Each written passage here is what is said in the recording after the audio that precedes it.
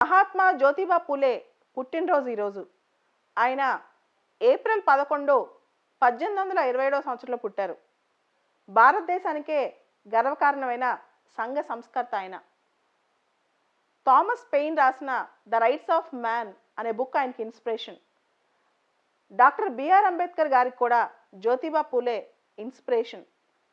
జ్యోతిబా పూలే అద్భుతమైన పుస్తకం ఒకటి రాశారు, గులాం గిరి అని. అలానే సత్యశోధక్ సమాజ్ ఏర్పాటు చేశారు, truth seeker society. Jyotiba Phule భార్య పేరు సావిత్రిబాయి పూలే.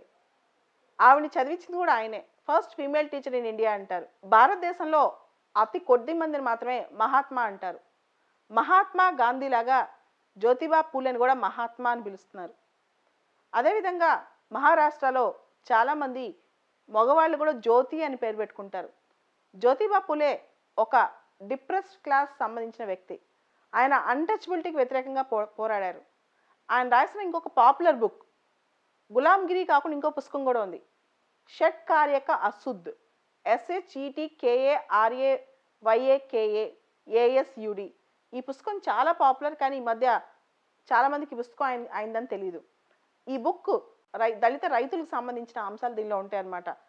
బ్రిటిష్ వాళ్ళతో పాటు బ్రాహ్మణికల్ బ్యూరోక్రసీ వీళ్ళందరూ కూడా దళిత రైతులను ఎలా ఇబ్బంది పెట్టారో ఈ షట్ కార్యక అశుద్ధ్ అనే పుస్తకంలో రాస్తారు ఆయన. జ్యోతిబా పూలే, ఆయన భార్య సావిత్రిబాయి పూలే ఇద్దరు సంఘ సంస్కర్తలు. వాళ్ళ ఇల్లు కూడా విడోస్ రీహాబిలిటేషన్ సెంటర్గా చేశారు. విడోస్కి ఏ విధమైన ఇబ్బంది జరగకుండా ఎడ్యుకేషన్ చాలా అవసరాన్ని కూడా వాళ్ళు భావించారు. అదేవిధంగా సోషల్ రిఫార్మ్స్ కోసం కూడా ట్రై చేశారు. జ్యోతిబా పూలే సావిత్రిబాయి పూలేని చదివించారు. సావిత్రిబాయి పూలే పేరు మీద ఇప్పుడు పూనాలో ఒక యూనివర్సిటీ కూడా ఉంది, సావిత్రిబాయి పూలే యూనివర్సిటీ అని చెప్పి. సొసైటీ సమానంగా ఉండాలని, ఈక్వల్ రైట్స్ ఉండాలని కూడా ఇద్దరు కోరుకున్నారు. ఈరోజు జ్యోతిబా పూలేని అందరూ గుర్తు చేసుకోవాలి.